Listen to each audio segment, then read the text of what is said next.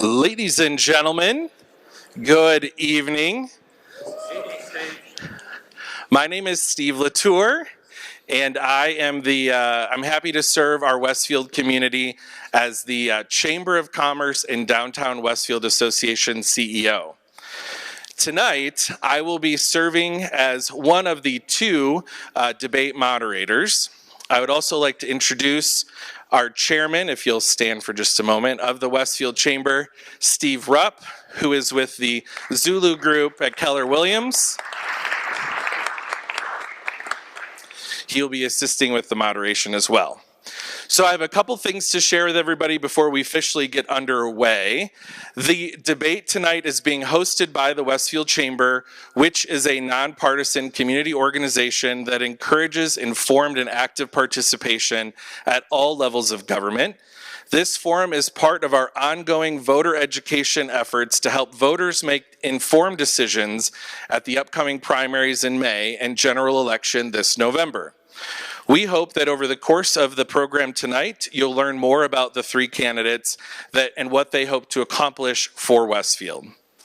I'd like to thank our sponsors who are on the screen there, WKRP Indy Real Estate for being our title sponsor, and our three supporting sponsors, the Paris Insurance Group, Midtown Home Collective with FC Tucker, and Kurt Waniger for City Council at Large.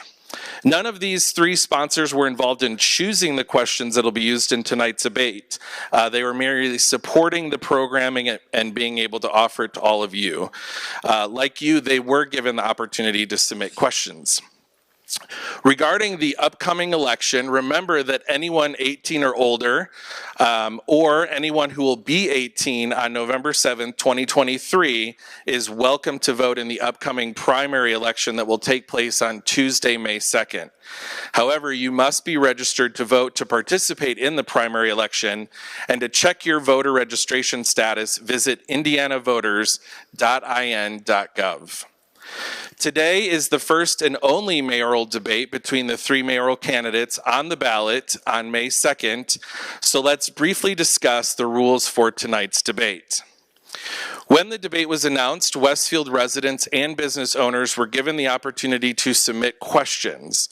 As the moderators, we had the opportunity to review all of the questions and have selected the questions that will be asked today. When possible, the name of the resident or business owner who submitted the question has been provided on the slide. If there is no name, then the question was submitted anonymously or provided from the chamber. When the question is asked, the candidate will have 2 minutes to answer the question. After the 2 minutes has expired, the other candidates will have the option for a 30-second rebuttal. If there is no rebuttal, we will move on.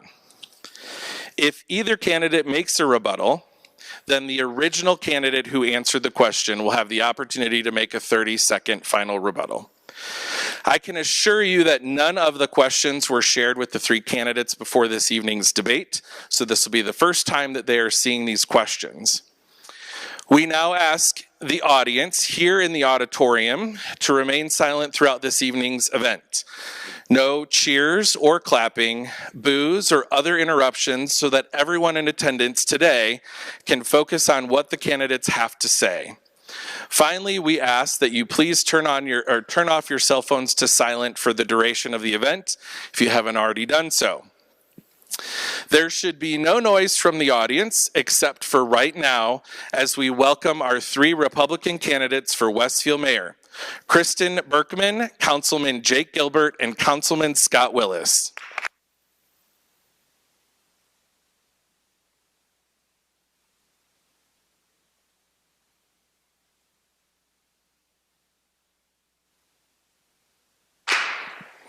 Welcome. Each candidate will now have 2 minutes to introduce themselves to you, and the candidates will introduce themselves in alphabetical order, starting with Mrs. Kristen Burkman.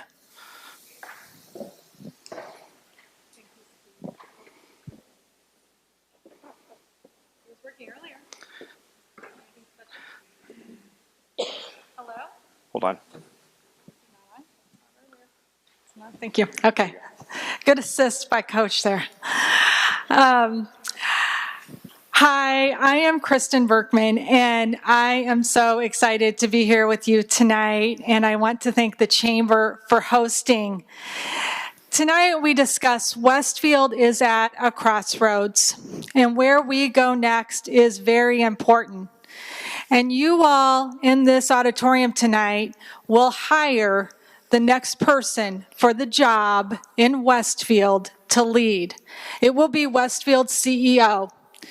So let's take a minute and let's talk about credentials, and let's talk about who can devote full time to this job, because trust me, where we're going and what we face, it's a full-time job. I have professional marketing experience with expertise in both advertising, branding, and strategic planning. I've worked in a corporate environment, a Fortune 400 company, Masco company, and Delta Faucet company, and I've sat across the table from Fortune 50 companies like Home Depot and Lowe's. I know how to conduct business with these people. I have an undergrad degree from Butler University, an MBA from Anderson University, and this summer I'll complete a doctorate from Marymount University. I currently serve on our Plan Commission in Westfield, and I'm a certified Master Citizen Planner. I'm ready to work full-time for all of you.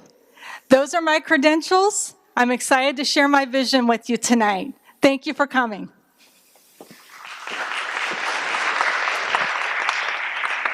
Thank you. Mr. Jake Gilbert. Thanks again for being here. Appreciate all of you being a part of this. I'm Jake Gilbert.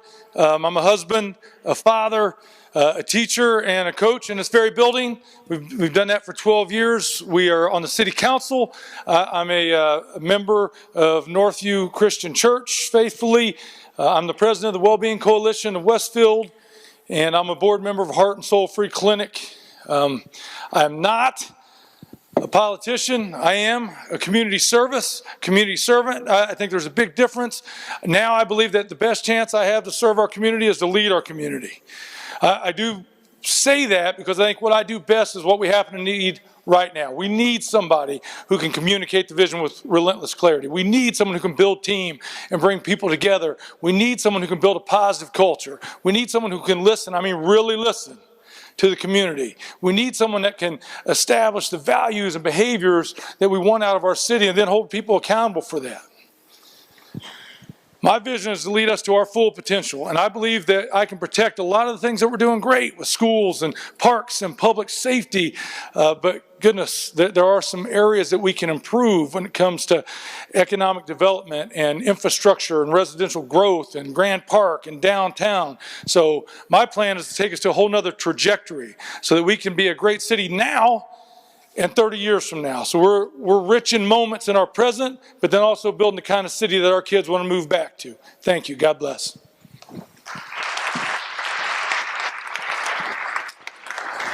And Mr. Scott Willis. Thank you to the Chamber for hosting tonight, and thank you to each and every one of you for being here. So we're interviewing to be the next CEO of the city of Westfield. And every interview starts with a resume, so I'd like to share with you a little bit about myself. First and foremost, I'm an entrepreneur at heart. I've started up 2 small businesses here in Hamilton County. Second, I'm a retired colonel in the United States Marine Corps, where I served 30 years, including a combat tour in Iraq. I have led both men and women in some of the most difficult environments, where literally leadership was the difference between life and death. I have managed, my highlight of my career, I managed a battalion of 1,500 Marines, and I've managed budgets well north of $100 million. Third, I'm a community servant and have been since I moved to Westfield 20 years ago. I'm currently on Student Impact's Board of Directors in the Westfield, Washington Public Library. I'm also serving on Westfield's Disability Council. I'm a Rotarian, and I've served on numerous boards for veterans initiatives throughout the state. Fourth, I'm a leader in this city, and it started in 2015 when I was appointed to the Redevelopment Authority. The RDA basically bought and managed, or purchased and managed, the bonds for Grand Park. I was then asked to serve on Planning Commission, and I'm now in my first term as a city councilor representing District 1. And lastly, and most importantly, I'm a family man. My wife and I, Stacy, we've been married 23 years, and we've raised our 3 amazing kids here in this community. And if I'm your next mayor of Westfield, I commit to you tonight that I will lead with transparency, integrity, and a servant's heart. Thank you.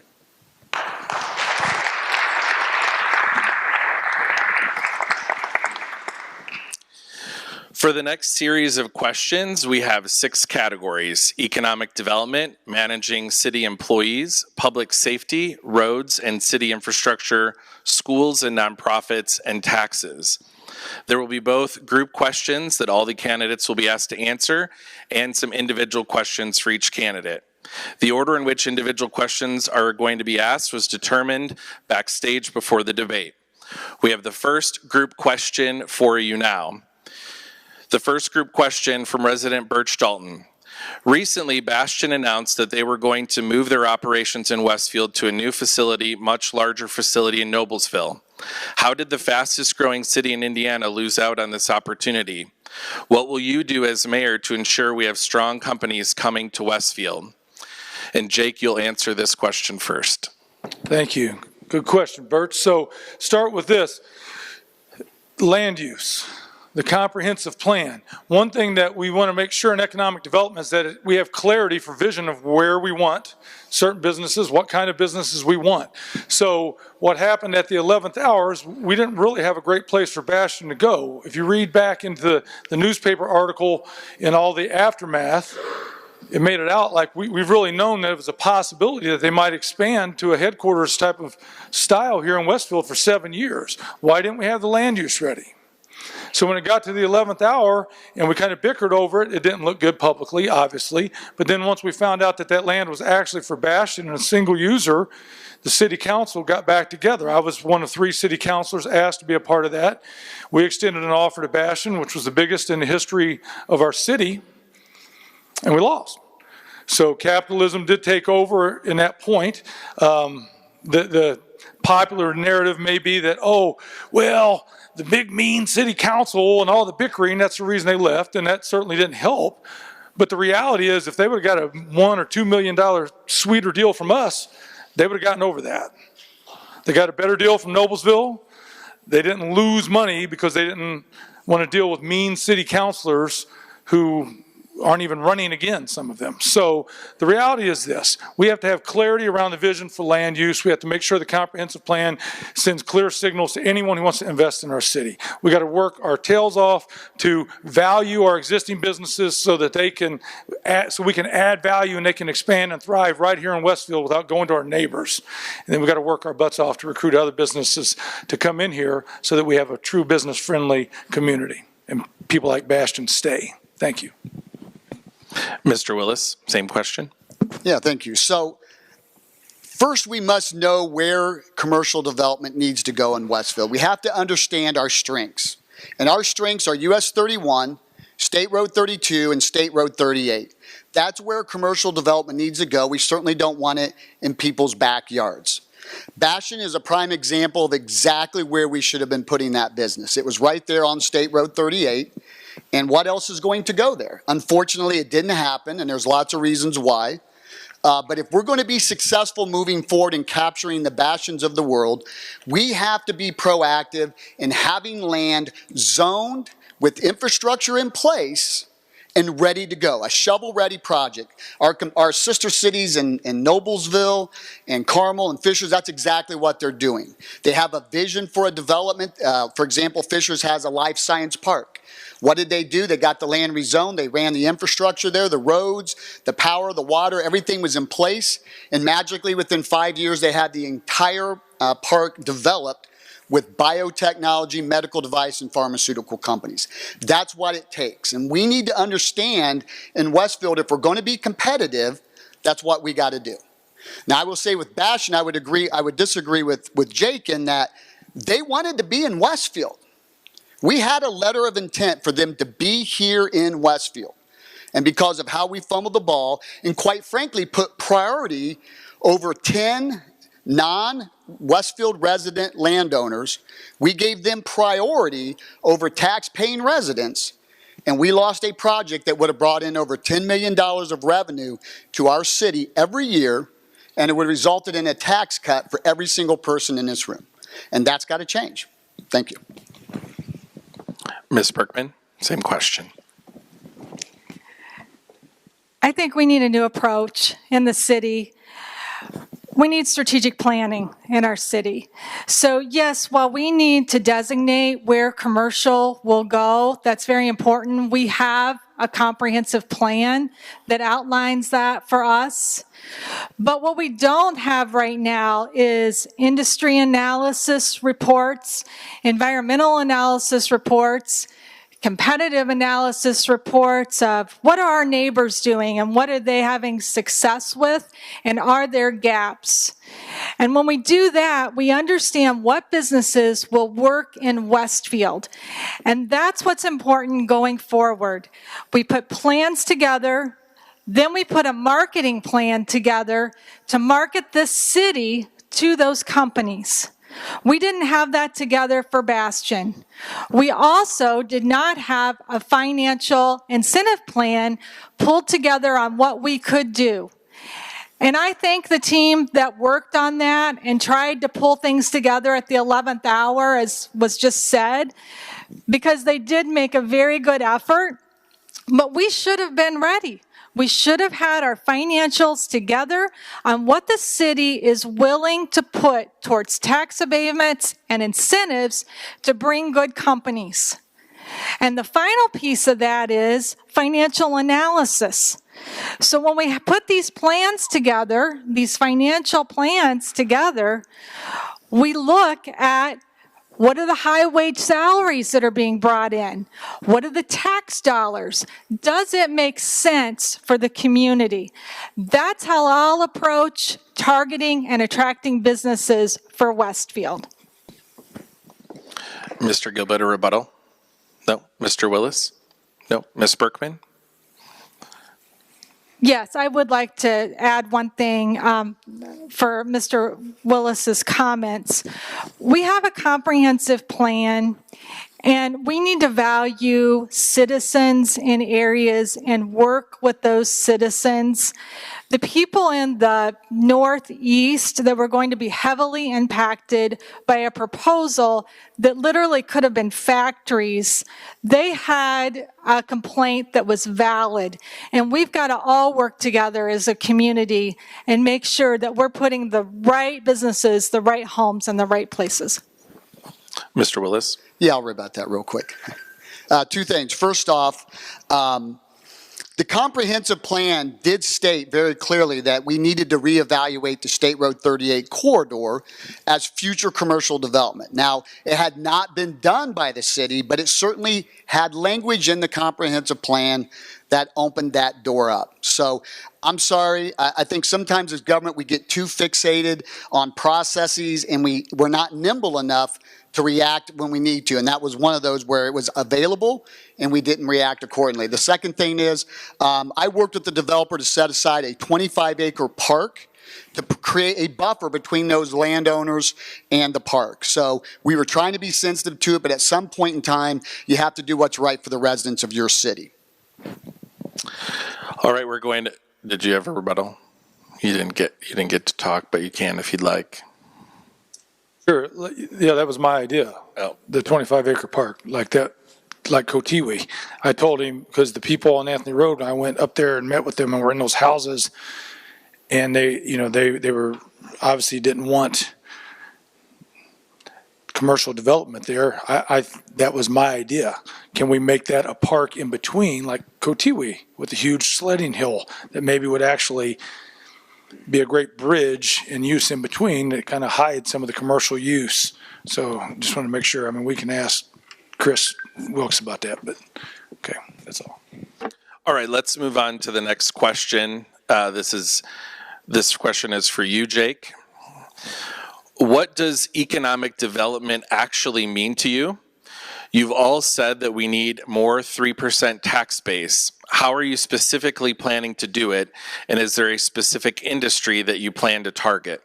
Yeah, nothing's new under the sun. I read an article from 15 years ago in IBJ with a lot of the leaders, some of whom are in this room, of the city of Westfield, and they were talking about back then about the commercial tax base and how it needed to grow, and how the individual taxpayer was on the hook for 72% of taxes, but 10 years ago it was 59%, and now it's 88%, right? So nothing's new under the sun. The more companies we can bring in, if they're the right business and the right company and a good community partner, and it's the kind of business we want, where we want it, then great.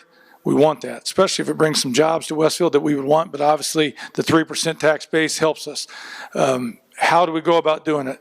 Clarity on the comprehensive plan, number one, so that we send signals to the investment community that they know when, where, what, why, how. Secondly, value our existing businesses so that they can thrive. We have two really, really strong businesses that were potentially going to move out of Westfield that none of you even know about. And I just happened to stumble about it, and our city didn't even know. I thought that was unacceptable. And third, we got to beef up our economic development department. We have our economic development department is one person. Noblesville's 4, I think Carmel's 7. And there's other ways we can mix in terms of how we work together with the clerk treasurer's office, with economic development, but we have got to recruit. We got to play ball. The businesses we have today are a direct correlation of the behaviors that we chose 10 to 15 years ago. So how we did things, that's what produced this. You reap what you sow. So are we going to be saying the same thing 10 and 15 years from now, like in that article from 15 years ago on the IBJ? If so, we didn't really change anything. So we have to be a lot more aggressive in terms of what we invest into our city, the resources we put into economic development so that we can be stronger at going out and recruiting others, and thriving businesses within our community feel backed, protected, and loved by us. Mr. Willis, any rebuttal? I wouldn't say rebuttal. I'd just say a little bit more meat on the bones. 3 pillars for me. First off, I'd like to see a light industrial corridor along State Road 38. We talked a little bit about that. Life sciences is a great user for that. Second, businesses in the business of youth sports around Grand Park. We're not talking Dick's Sporting Goods or McDonald's. We're talking businesses that can benefit from the use of a park in their backyard. And lastly, amenities for our community, whether it be downtown or along State Road 32. Good restaurants, shops, retail, things that we as residents can benefit from. We desperately need that. Ms. Burkman, rebuttal. I would definitely, first thing, look at the youth sports industry. It's a $20 billion industry when you look at hotel, travel, restaurants, software, equipment. We need to go out and find those companies that are expanding, who are new, who want to be in Westfield, and bring them in, have an experiential portion to that business as well, so that when our visitors come in to play at Grand Park, they actually have something to go do and spend money in Westfield. So a number one economic driver for me is youth sports. Mr. Willis, this is your question from resident Rick McKinney. Vision has been used repeatedly in the campaign so far, but not described in detail. What is your vision for Westfield? Please be specific, not vague. That's a great question. So it's kind of hard with flyers to build out a very specific vision, but let me dive into that real quickly. And we talked just a little bit about that. First off, economic development. 90% of our tax revenue for the city comes from residential homes and apartments, and that is not sustainable long term. We need to invest. We need to lure in quality businesses to our community. That's big, small, mid-size. If they fit the culture of Westfield and they fit our vision, we need to be luring them in. Second, public safety. Most of you probably know this. I've been talking a lot about it on the campaign trail. We are short right now 2 fire stations in our city. When I moved here 20 years ago, we had about 9,000 residents, and we had 3 fire stations. Today, we got north of 50,000 residents, and we got 3 fire stations, and that's got to change. That's a business where seconds matter. In addition to that, let's talk about the police department. We're one of only a few schools in Westfield that doesn't have an SRO in every single school building. And it's really unfortunate that we have to talk this way, but most school shootings are happening in elementary schools, and we do not have dedicated SROs in the schools, and we should. It's worth the investment. And lastly, a vision for our city. I feel like we're rudderless at times. I don't like the way State Road 32 is developed. I hate the fact that downtown nothing's happening. We need to revisit that comprehensive plan. We need to partner with the community to come in, weigh in, give us your ideas. I certainly have a vision, but I want your thoughts as well on how can we get our city on the right path so that 20 years from now, when we look back, we can say, wow, this is a great city where you can live, work, and play. And right now, you sleep here, and that's got to change. And I can certainly go into more detail on every facet, but I got 2 minutes, so I'll stop there. Ms. Burkman, a rebuttal? I have a very clear vision for Westfield, and that's become data-driven. Let's start putting the information together that makes our tax base larger. I have 4 pillars in my vision. It's increase the commercial tax dollars, optimize Graham Park, revitalize our downtown, and listen to citizens. That's what I'm about. Let's have a collaborative conversation, citizens, city government, and lead our city forward. Mr. Gilbert? I like that. So this is a rebuttal, or I'm answering my vision? I'll say this. Hey, I think the secret sauce of this whole place is this. We are big enough that you can achieve excellence in anything you pursue here. There's great churches and schools, great places to work. Our public safety is excellent, all those things. But yet it has remained intimate and small enough that we can be a connected community, not just some big city. I'm not trying to become the next Fishers or Carmel. I don't even go out to eat in Carmel. So I want to make sure that we are Westfield and we stay as this connected community. That's my vision. So the part about listening to the people and having involvement in our community and having processes, that's the part that's the vision for me. That's how we have the intimate, rich in moments feel. So we're growing at an appropriate, thoughtful way so that we don't lose all of that. That's time. Mr. Willis, did you want to? Okay. Ms. Burkman, the next individual question is from you, from resident Sanford Horn. Would you support bringing a rookie level or single A level minor league baseball team to Westfield and Graham Park? Why or why not? Wow, what a great question.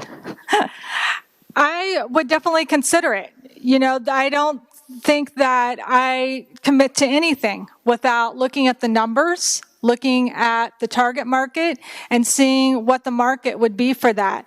We have a lot of potential at Graham Park to put lights up, to put some stadium seating on the big diamond. There's still land for bigger diamonds.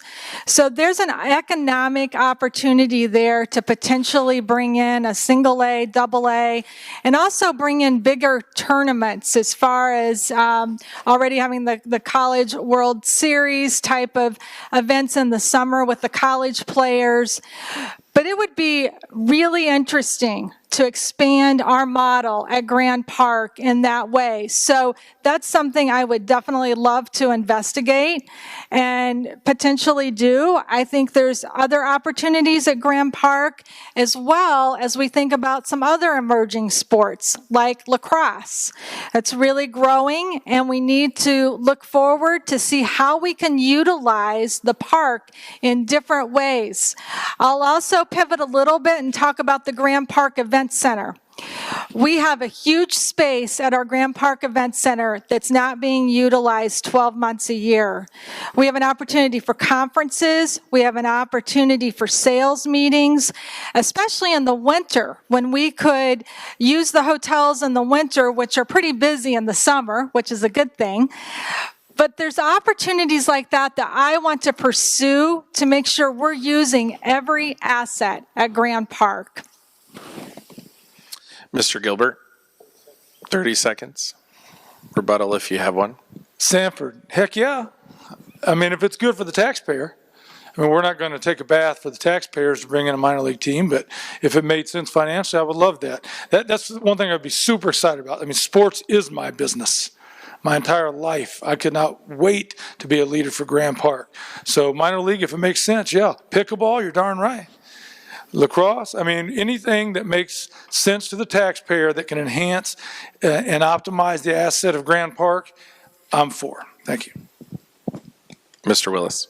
So it's great in theory, and I'd love to have a minor league team, but that's really for the private sector, I think, to drive to Westfield. When you look at the cost to have a facility that could house that, and you look at the needs of our city right now, we need 2 fire stations, folks. That's $25 million per fire station right now. We have roads that need widened. We need roundabouts. We need tunnels under the Mona on 161st Street. We need a lot of things, and a baseball field and a baseball team would be great, but it wouldn't be a priority from my administration. But if the private sector comes to us with a plan, certainly I'd be open to it. Ms. Burkman, any rebuttal? I think the Westfield taxpayers need to make the profits from Grand Park. We have private entities right now running many of the aspects of Grand Park, and they're the ones getting the profits.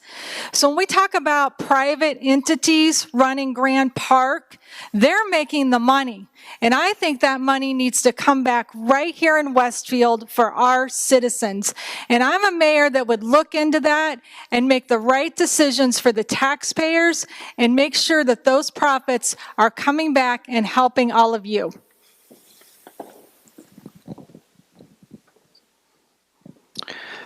Thank you. These next set of questions revolve around managing city employees and assets. This is a group question. This question is on the combination of several resident questions. It is estimated that the city of Westfield has spent hundreds of thousands, if not more than $1 million, on attorneys since 2019.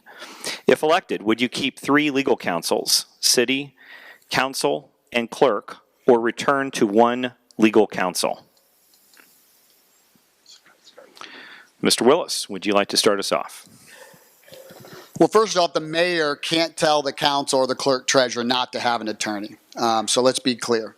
But I will say that if I'm mayor of Westfield, I'm going to ask every city councilor and the clerk treasurer to sign an agreement that we are not going to sue each other moving forward, and that if we have disagreements, we will take it to arbitration if we can't sit down as adults and solve that problem together. Because I think it's ludicrous how much money we have spent of your hard-earned tax-paying dollars on lawsuits because we can't sit in the room like adults and handle our own problems. So that should hopefully make you feel better.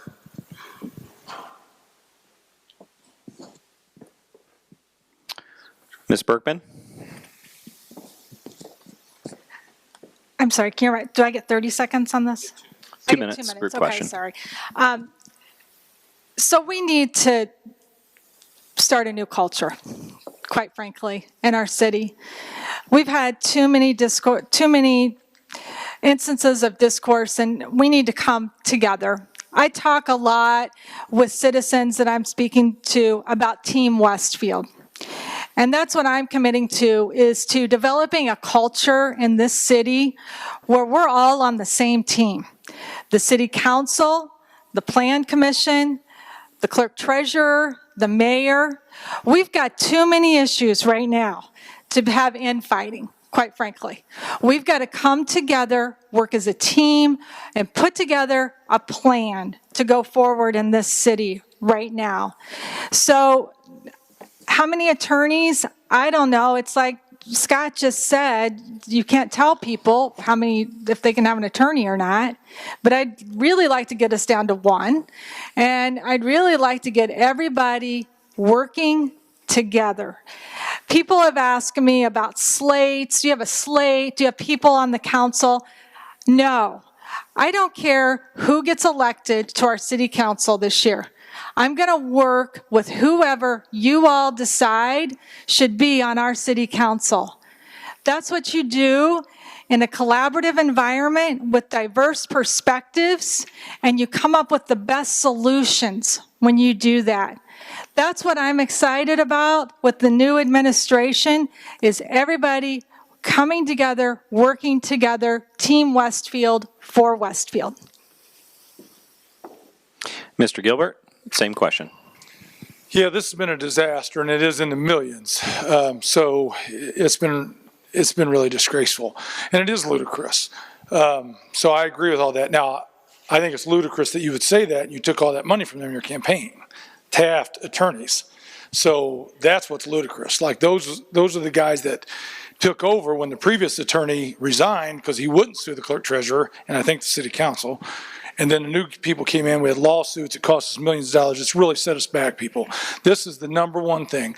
We cannot execute on anything else until we restore a positive culture where we can collaborate and work together for the good of the residents, the people that put us in office. This isn't middle school. I'd be disappointed if our middle school students acted this way, where we just refuse to have dialogue and communication and work together. And the attorneys, they're not in a hurry. They're part of the problem. They're getting paid plenty. So what are they in a hurry about? They don't want us to get along. That cuts their profits. So I think we've got to go back. Someone's got to make the sacrifice, and Scott is right. We can't force anyone to not take on an attorney.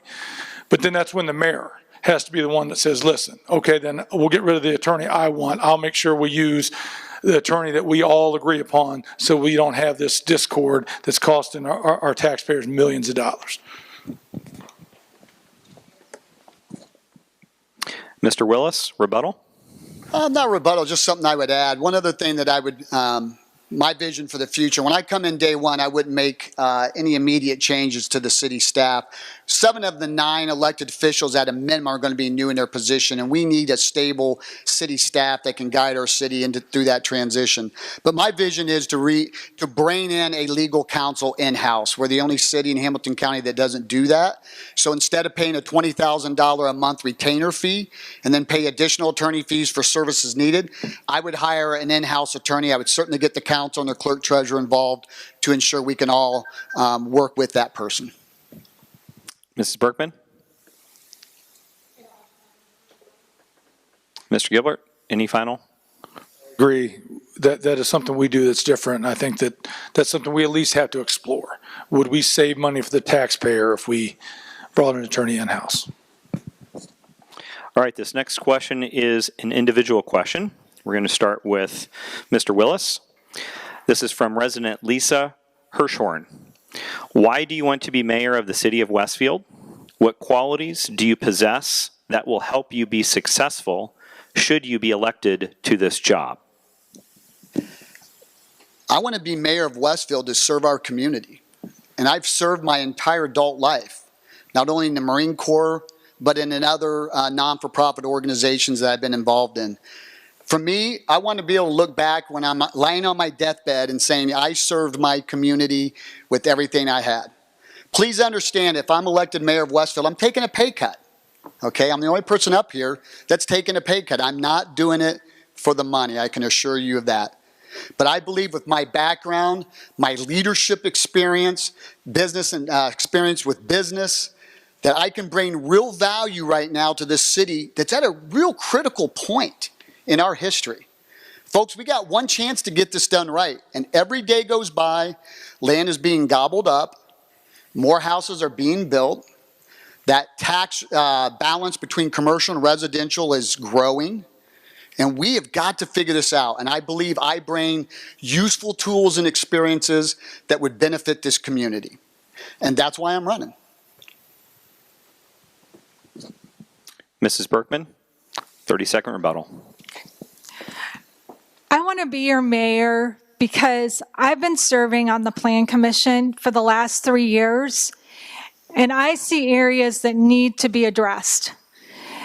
And with my marketing background, educational background, and what I've learned on the Plan Commission, I have a very unique set of skills and experiences that I believe are right for this moment in Westfield.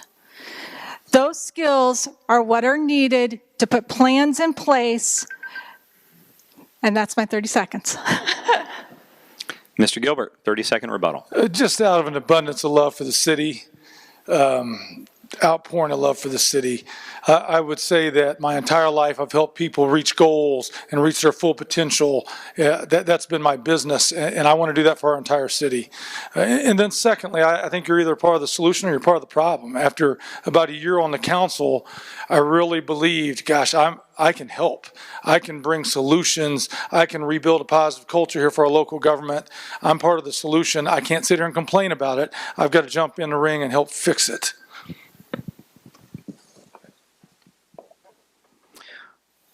Thank you. Next individual question for Mrs. Burkman. We'll start off. From a Westfield business owner, Jill Paris. How do you plan to keep your subordinates informed on relevant city issues? That's a great question, and I think it all goes back to communication. And I am very interested in putting in a lot of different interventions for communication in our community. With my marketing background, I have experience in this. And you know, the quick and easy one is let's have something on the website where you can submit questions, we can communicate back and forth in that way. So that one's easy. But we also need to put into place some town halls where we come together as a community at specific times and we can have a conversation about what's going on. There's also, of course, lots of different social media mediums which we can definitely tap into, whether it's Facebook, Instagram, TikTok, etc., to meet our audience where they are. The one thing I've learned in this campaign is people of different ages like to receive their communication in different ways. And so we need to be aware of that, and we need to reach citizens where they are. And that's something I am very, very interested in doing. I also, I'm very grateful for the Chamber tonight and hosting this, but they are another great resource in how we all communicate as a community. And I would be tapping into the Chamber and other organizations that are willing to communicate what's going on in the community. I want to hear from the people. If I can say one thing, you leave with one thing from me tonight, it's this community is yours, and I am here to listen to the people and what they would like in Westfield. Thank you. Mr. Gilbert, rebuttal, 30 seconds. Yeah, first off, shout out to some of the things our city is doing. Marla put a portal on the website for boards and commissions. Kayla Arnold for volunteering. There's some of that's going on. The biggest thing we need improvement on really is just communication from the top down. Where there's no communication, negativity automatically fills in. And so instead of communication, we've gotten litigations. We need to make sure that the mayor himself is present, available, accessible, easy to get to. Westfield football is 800 football playing kids in this city, and we all row in the same direction. So clearly we know how to communicate from the top to the bottom. I'm in charge of all of it. Mr. Willis, 30-second rebuttal. Yeah, so maybe I'm reading this question wrong, but subordinates, you in this room are not my subordinate if I'm mayor of Westfield. I am subordinate to you. I work for you as mayor. So I'm not sure about all this communication they're talking about. Certainly all very relevant, important. But when it talks to subordinates on the city staff and managing a staff, I think you have to have a vision and you have to meet with your staff on a daily, weekly, monthly basis to ensure they understand what your vision is and how we're accomplishing those goals together.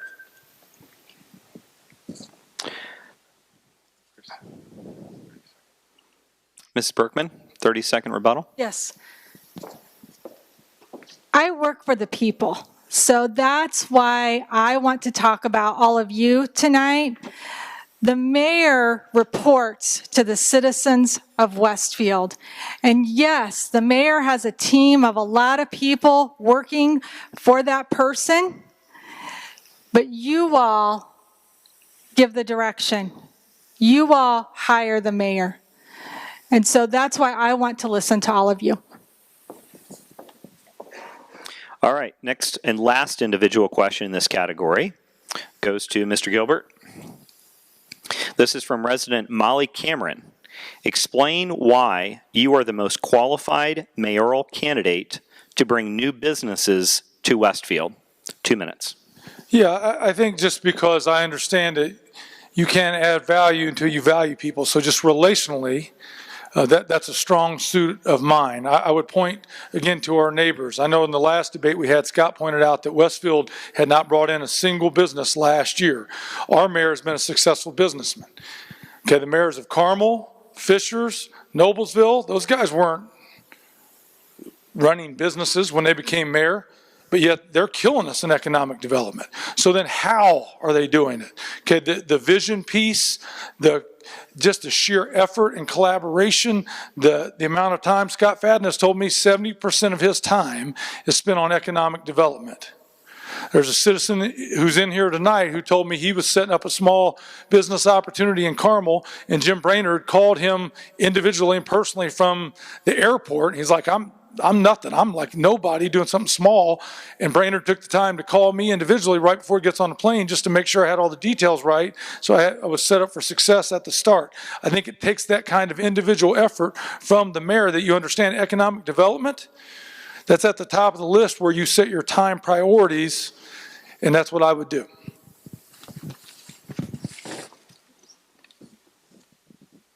Mr. Willis, rebuttal, 30 seconds.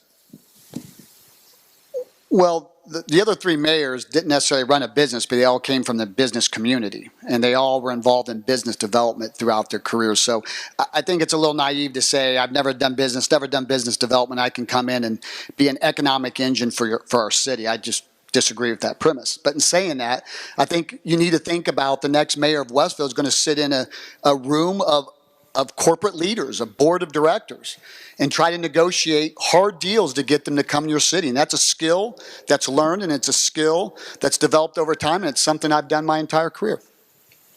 Mrs. Burkman, 30-second rebuttal. Thank you. Westfield needs a brand. We need an identity. And we need to go out and communicate that to businesses so they understand how special this community is. I'm willing to put that branding message together and go out and attract these businesses. I've sat across the table from Fortune 50 companies, Home Depot, Lowe's, conducting business, getting business. I know how to do this, and I want to do it for all of you. Mr. Gilbert, 30-second rebuttal. Sure. Yeah, listen. Hey, Warren Buffett's not up here. You don't get that choice. None of us are managing big stats. I manage 40, the biggest of any of these people. Okay, so the reality is we're not, none of us are running a Fortune 500 company right now. So to say sit across the boardroom and this and that, they want someone who can sell this community so they can come here, get incentives that they're trying to get out of us, set up a great place so their employees can have great schools, parks, safe places for their employees so they can bring that company here and they can thrive and prosper here. They don't want a mayor to tell them how to run their business. That's not what they want. Okay, we are going to move on to the next category,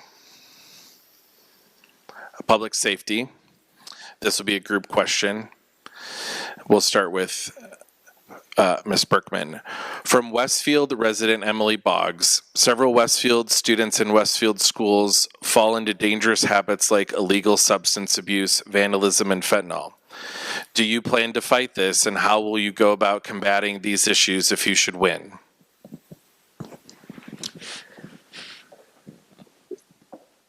So this is a really interesting question because a healthy community is a good community. And we need to make sure that we're doing everything we can to help our citizens be healthy, both physically and mentally. And part of that is investing in parks and trails and outdoor recreation in our city and giving everybody, not just our youth, but everybody in our city, good places to go, good places to exercise, good places to connect. For instance, our downtown needs revitalized. We need to have new businesses, new restaurants, a thoroughfare plan, a trail plan, and make it truly a place of connection. And we can do those types of things in our city with an outstanding plan, and then putting together a budget, and then actually going and doing it. Let's stop talking about doing these things. Let's get a plan together. Let's get some objectives together, and let's go do it. Substance abuse is becoming an issue in our community. I was speaking with a police officer the other day, and he was relaying some stories. We've got to work together on this and make sure our youth are engaged in athletics, extracurriculars, social activities, so they feel included, like they belong, even at the school level, so they grow into healthy, happy adults. So those are the types of initiatives that I would support in our community to have a healthy and happy community and the people who live here. Mr. Gilbert, you have 2 minutes. Thank you. So this is a question about students. So obviously I'm the school guy here. I would say that, you know, what we have done here, okay, the best predictor of your immediate future is your immediate past. So what have we done here? Well, every year we work on this exact thing within the programs that I run here. I run the freshman mentor program, which is a senior to freshman mentor program. Obviously, I'm involved in FCA and the football program and various other things. But the bigger point is we have done some of these programs right here to help our students. We had an all-school convocation where a parent came from Granger, Indiana, who had lost her children to overdose, and that was stimulated by our efforts. So I think that's one of the best things I've done here, is to get that going. Okay, we believe in the Power of 5 research. The research shows this: if the average kid has 5 caring adults in their life, their chances of falling through the cracks go down to 3%. That includes drug abuse, overdose, suicidal ideation, as well as some other things like incarceration, runaway, dropout risk, teen pregnancy, things like that.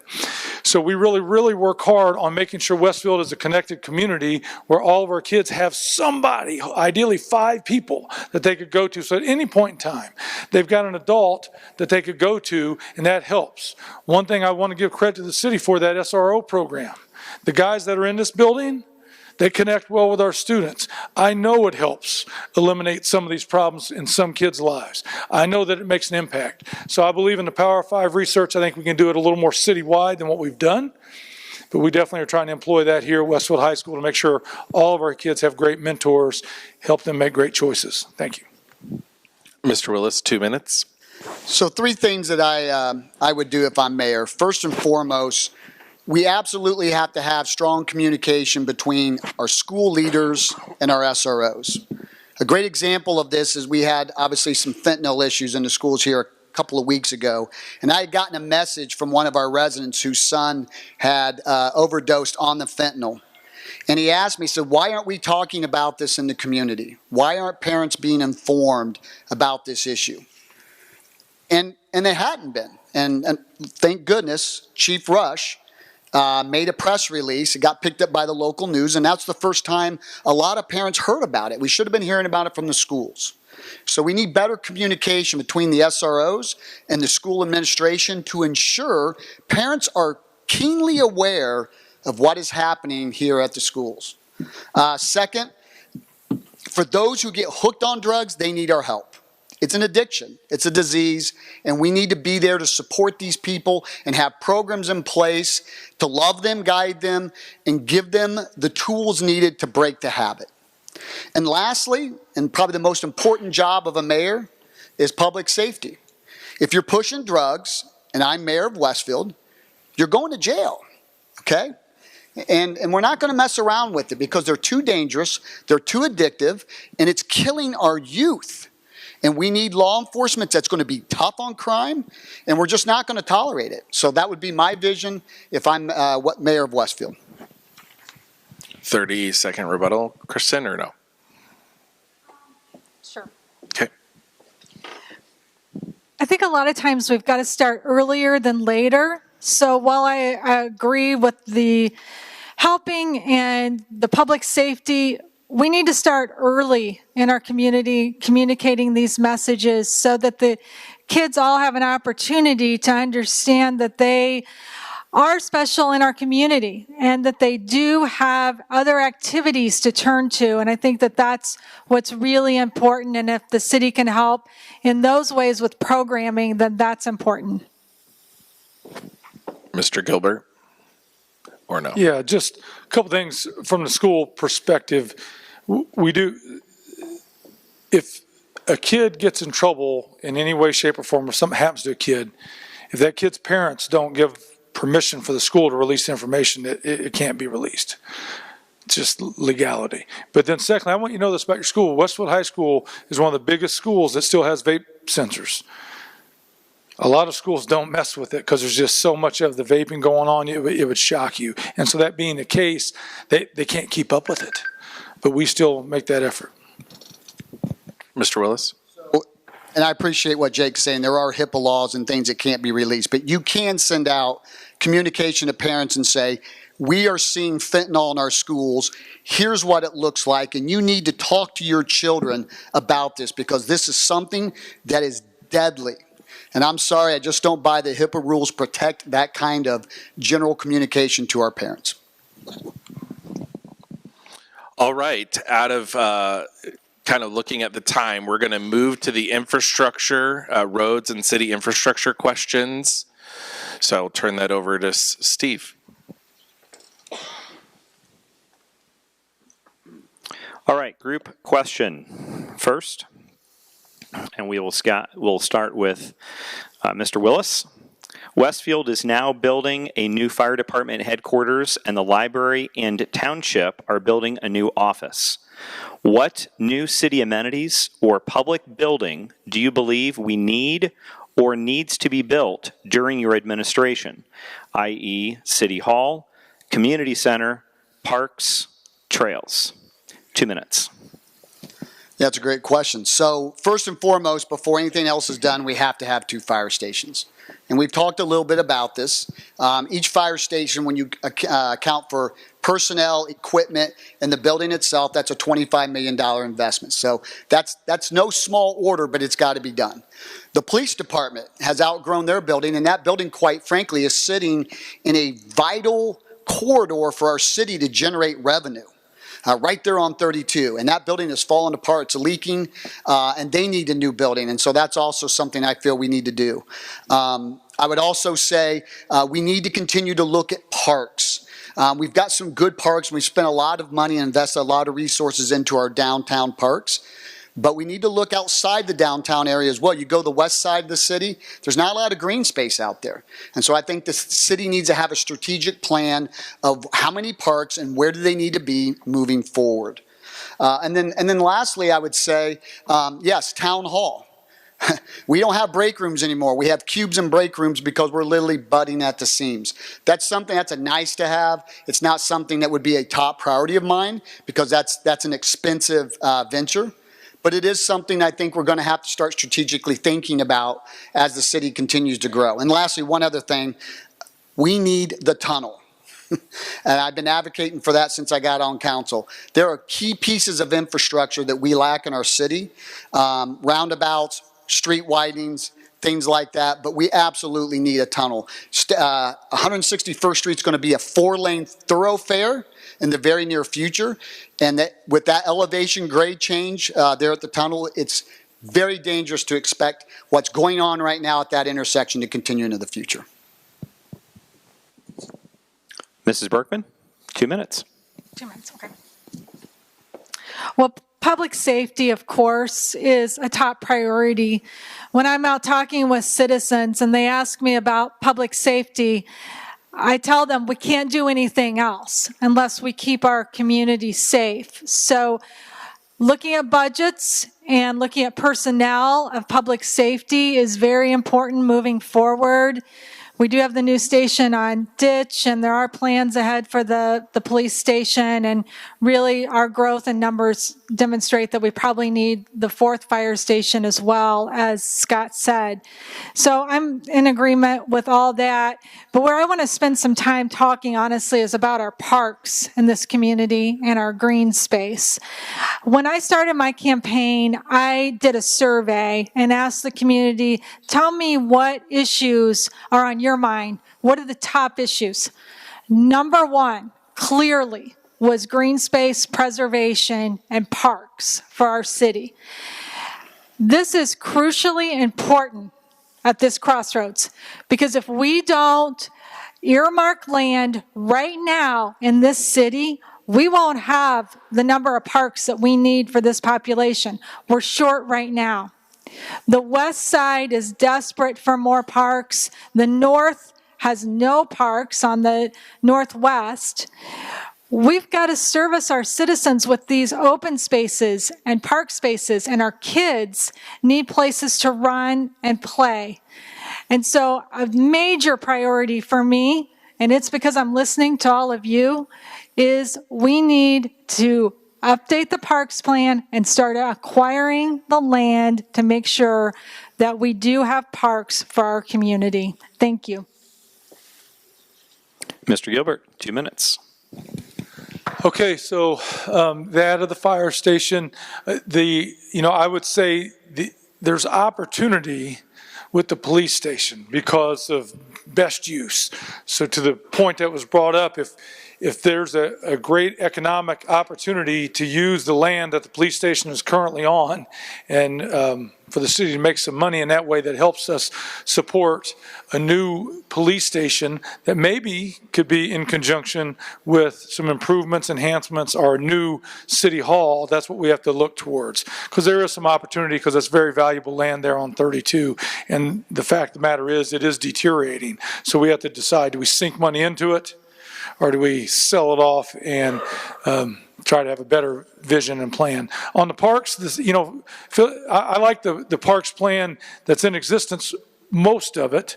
I would just say that it's just not really been communicated well enough, in my opinion. But fulfilling the Simon Moon Park so that our downtown can have a water feature park, Grand Junction Plaza, Ace of Bales, all kind of running through the middle of the downtown. What a blessing to be able to have that kind of green space within a city. As we go north and west, I do agree with Kristen that we really lack parks where some of that development has spread. I think as we expand, we've got to add pickleball courts in addition to the green space. Those are two different things. So I'm not trying to act like I don't understand the difference between a tree and a court. But in terms of use for our people at a park, I do think that that's something important that we really lack here that can improve and grow. So parks to the west, take advantage of a new police station and maybe some city hall improvements there. Simon Moon, the new fire station, pickleball. Thanks. Mr. Willis, any rebuttal? Mrs. Burkman? I do want to add one quick thing that Jake made me think of. He's right about the pickleball courts. We do need some of those. But in addition to that, we honestly need community space. We need places for our citizens within our parks to be able to rent a space, have a bridal shower, have a graduation party. And so we need to look into that as well. Our neighboring communities, they all offer that as amenities and we don't. So that's something I'd like to add into this of amenities that we need to be pursuing. Moving on to the next group question. This is from resident Janine Fortier. Task groups using local citizens like the Grand Junction Task Group, good idea or not? Will you increase or decrease use of these groups for your turn? Mrs. Burkman? Increase, increase. We need more citizens getting involved and volunteering. I had a citizen talk to me the other day, and she said, we have a lot of people, empty nesters, retired people, moving into the community. We've got a couple different neighborhoods. And I said, you're right. And she said, we have nothing to do. How can we help in the community? And I said, you know what? You are an untapped special resource that we have in this city, and we need to start using it. We need to start taking your talents and putting them on task force and volunteer groups and using that manpower as volunteers to help our city. I personally have served on a task force. I, along with my neighbor, led the charge to save Woodwind Golf Course. It took us 5 years. We were on the Woodwind Task Force, the Conservancy Task Force, bringing awareness for green space. And we worked diligently with city officials to find a solution and keep the golf course in this city for the public as a public amenity. I'm a strong believer in what the task force can do. I will say this, we need diverse perspectives within our task force. We can't keep kind of going to the same people and putting them on 10 different task force groups. We need different people. We need gender diversity. We need men and women. We need age diversity. We need young, middle-aged, older people. That's how we'll come together and get the best ideas and really move a lot of initiatives forward while saving tax dollars.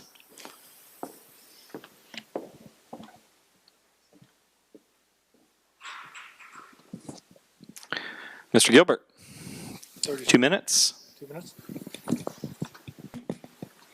Yeah, so my leadership style, bring people together, listen, gain ideas, have the backbone to make a decision.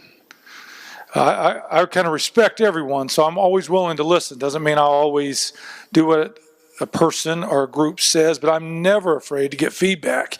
I seek out feedback all the time. I do listen to groups. I want groups to advise me. I do not pretend to know everything. So I need groups to advise me.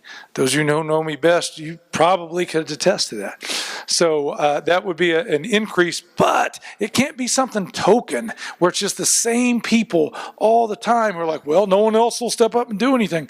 There are so many bright and just talented people in our city, but they're not connected because we don't go out and make them feel invited and welcomed to the process, and they don't even know what the opportunities are.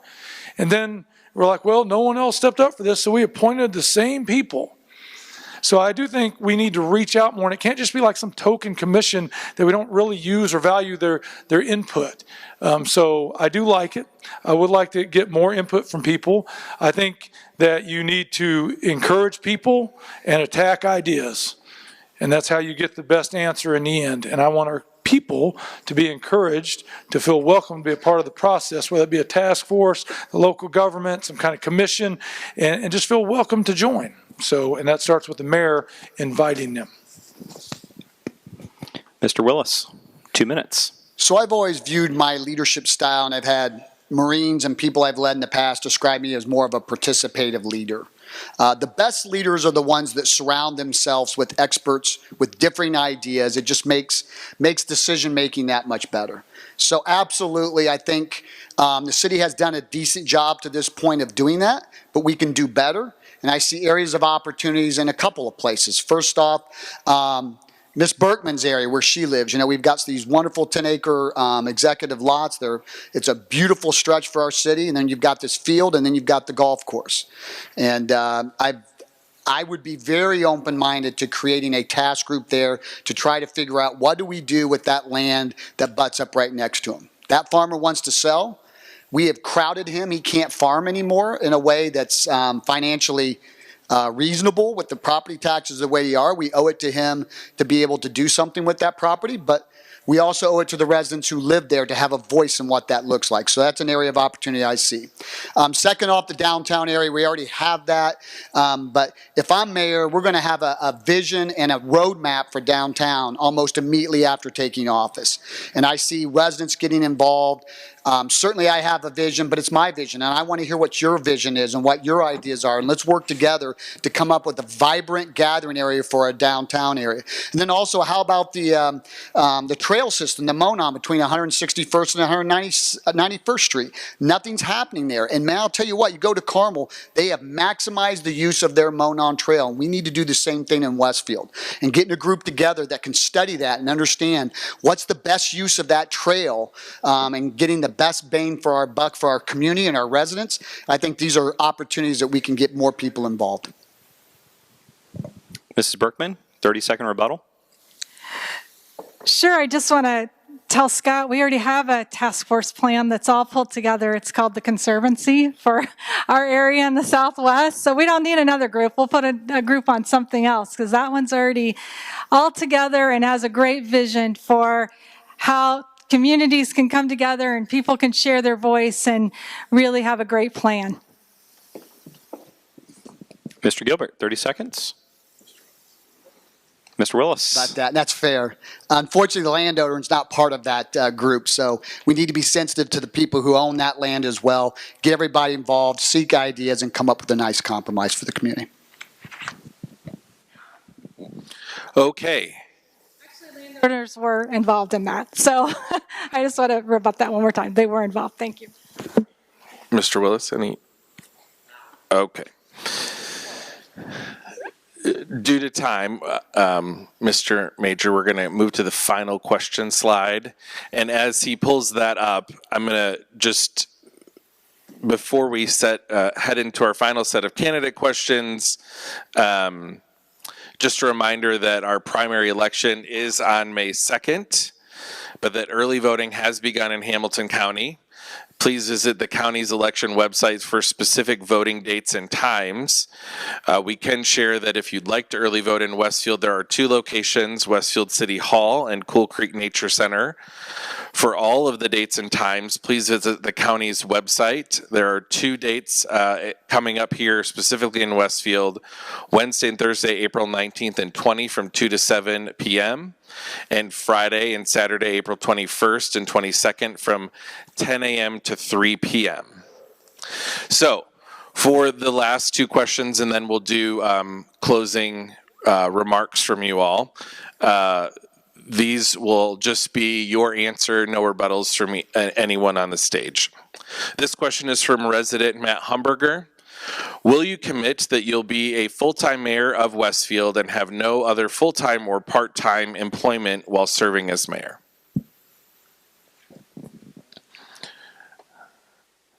Sorry, Kristen, Ms. Burkman. Is this 2 minutes still, Steve? Yes. Okay. So I have two teenage sons. One's a freshman in college and one's a junior in high school.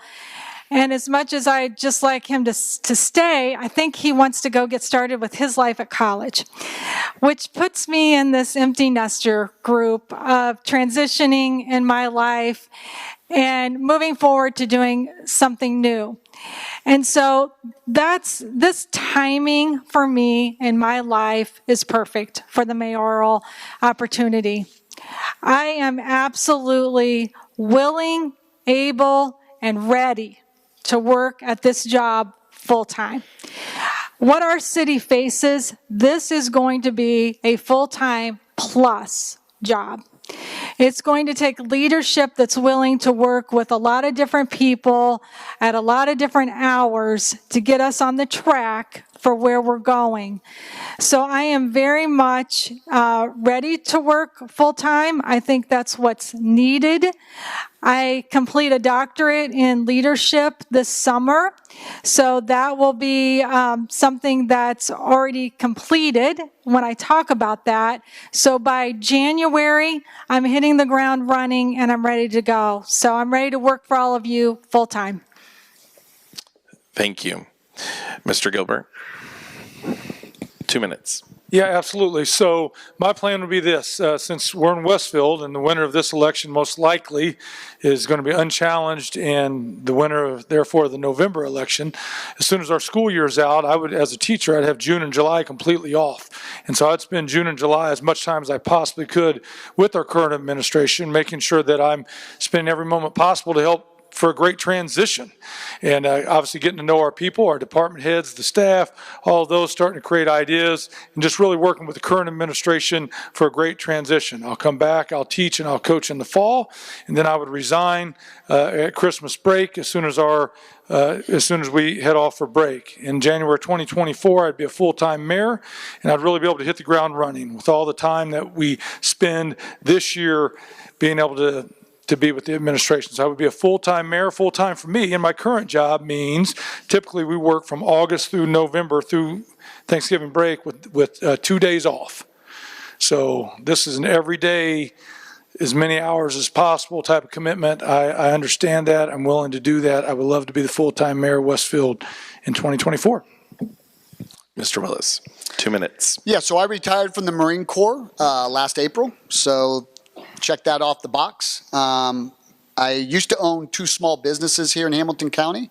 I sold one of my companies, which was my primary business. I sold that to a global professional services company called Theorist, based out of Indianapolis. I have to stay with them as part of the earnout of that purchase through the end of this year. So my last day with them will be December 31st, and if I win this election, I'll take office on January 1st. My other company is a partnership between my bride and myself. We have no employees, and it's something that doesn't require to be honest, a whole lot of time in anything. So my table will be cleared to be able to dedicate full time to being mayor of Westfield, because folks, it is a full-time job. And certainly you'll need to have undivided attention in taking care of our citizens moving forward. Ms. Burkman, any rebuttal? Mr. Gilbert? Okay. We're going to move on to the last question.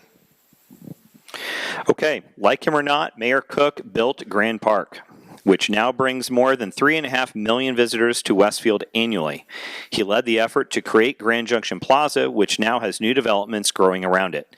If you are mayor, what will you be known for in your 4 or 8 years of service to Westfield? And we will start with Mrs. Burkman. Is that okay? 2 minutes. I went first last time. Is that okay? Okay, go. Okay. I'll be the mayor that restores the positive culture and produces an effort with your local government that you can be proud of, not embarrassed of. The one that can get city councilors to work together with the mayor. The mayor can work with the clerk treasurer and that entire office. I don't need a slate of people. I can work with anybody and everybody. I'll be a mayor that truly backs public safety and helps public safety grow to where they need to be. We're going to pay them. We're going to get them what they need. They're going to be supported, and we're going to get them mental health support so we take care of our own people. I'll be the mayor that gets infrastructure where it needs to be, roads widened, roundabouts built.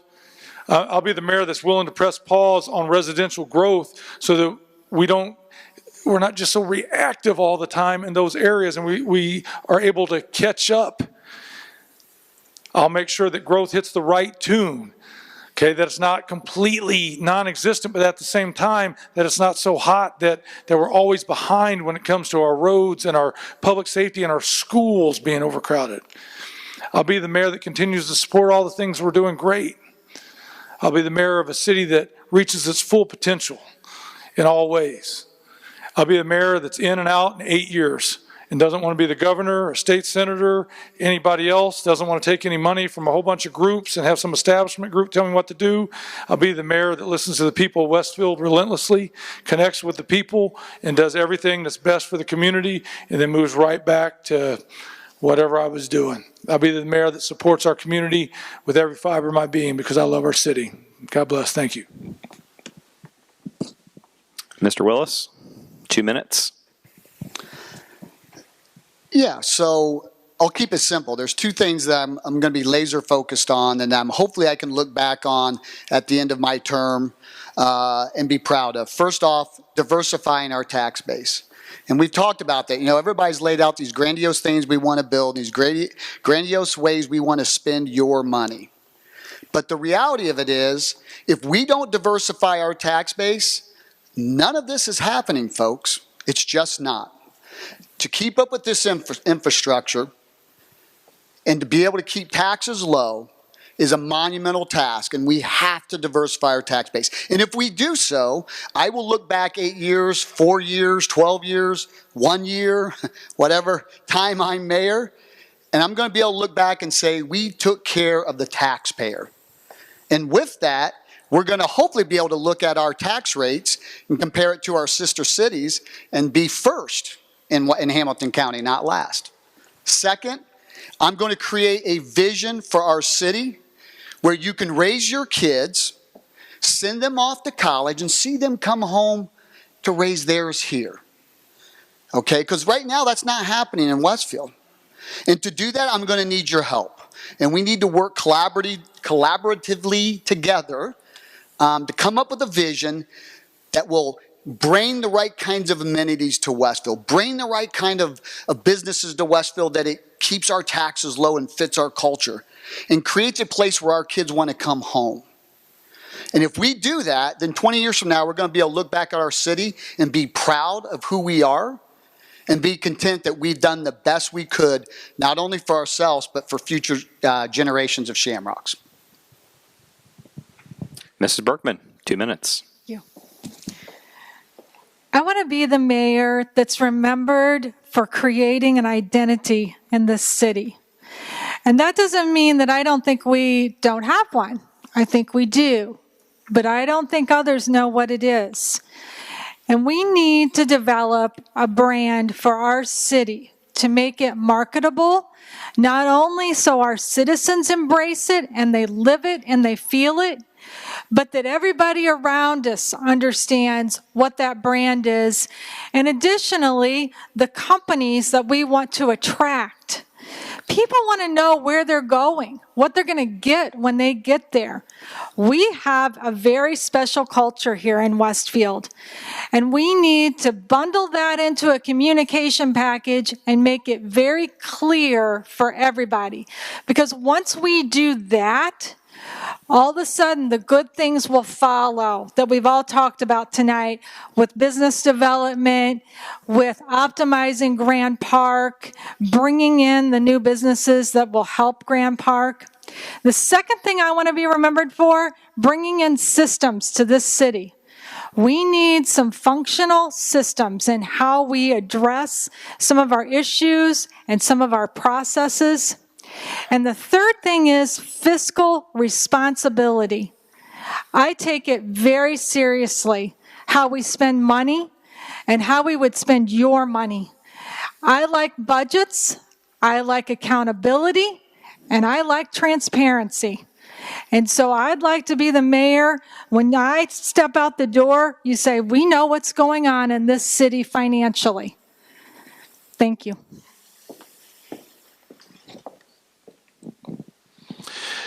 Thank you. We are going to move into our closing remarks from all three of you. As we discussed prior to the debate, we'll be going in reverse alphabetical order for this. Each of you will have 2 minutes to make your closing statement. We'll begin with Mr. Willis.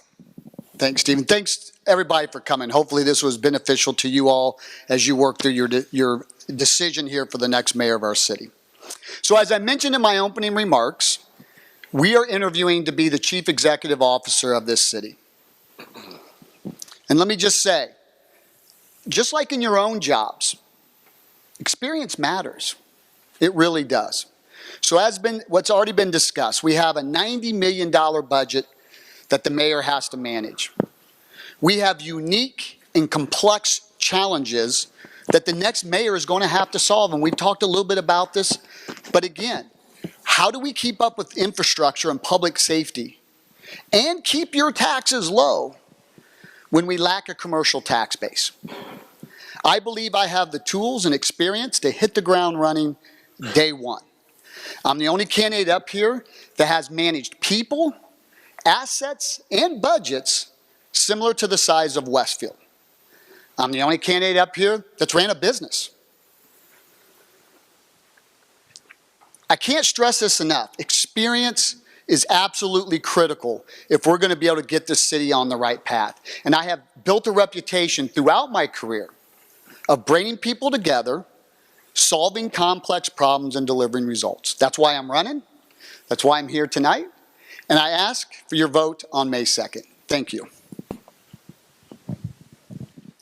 Thank you. Mr. Gilbert, 2 minutes. Yeah, so let's talk about that experience. So when you're a teacher or a coach, sometimes there's a lot of people that they may not agree with you. They may not like you. You don't have an opt-out. There's no chain of command. You can't order anybody out.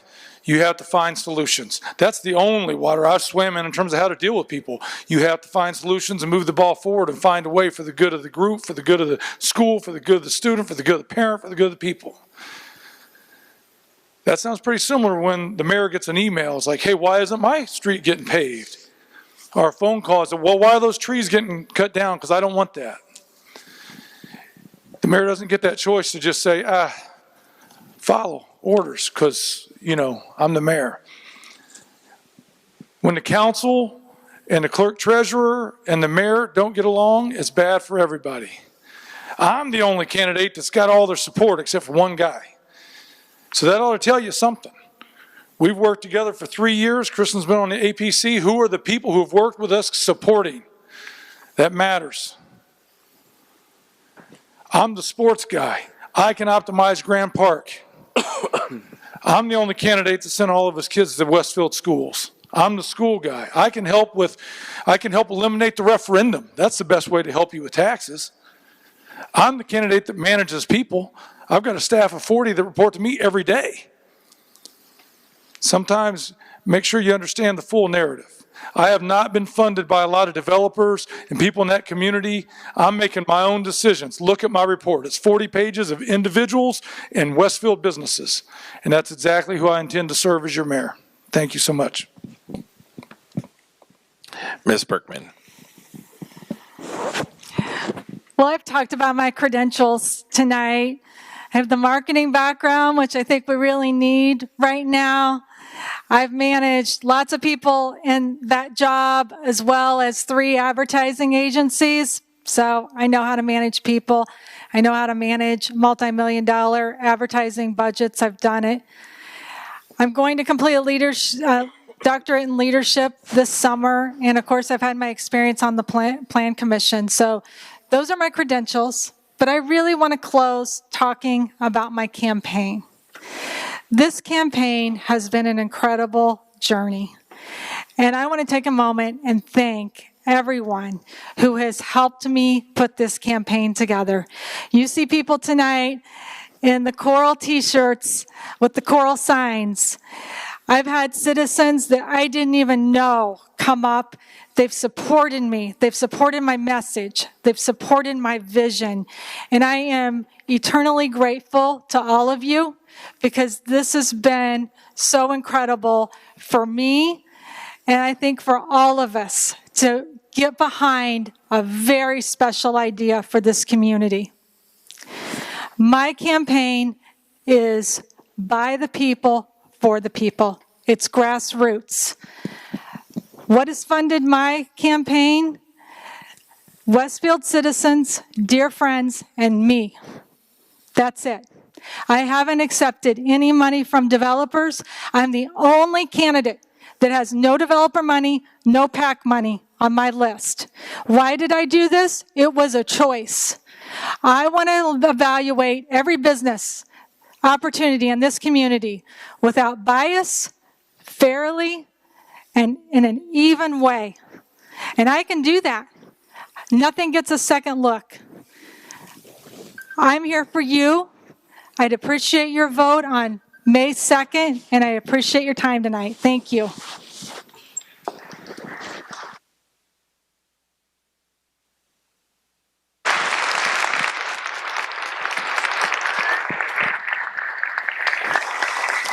I thought I lost my mic. I want to thank each of you for participating. Very much appreciate your time. And let's go ahead and give all of our candidates a round of applause for participating tonight.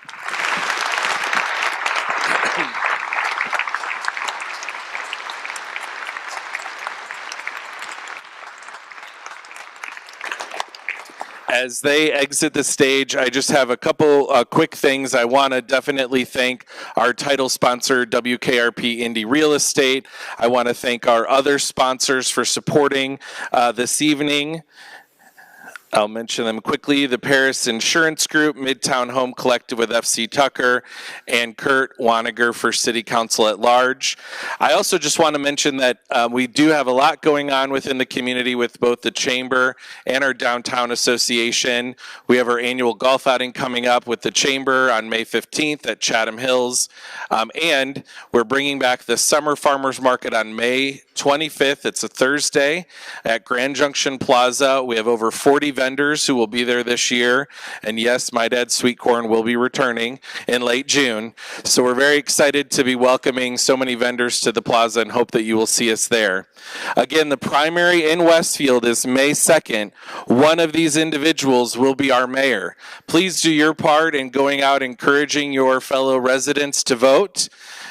May 2nd, May 2nd, May 2nd. Thank you all for being here tonight. Thank you. Good night.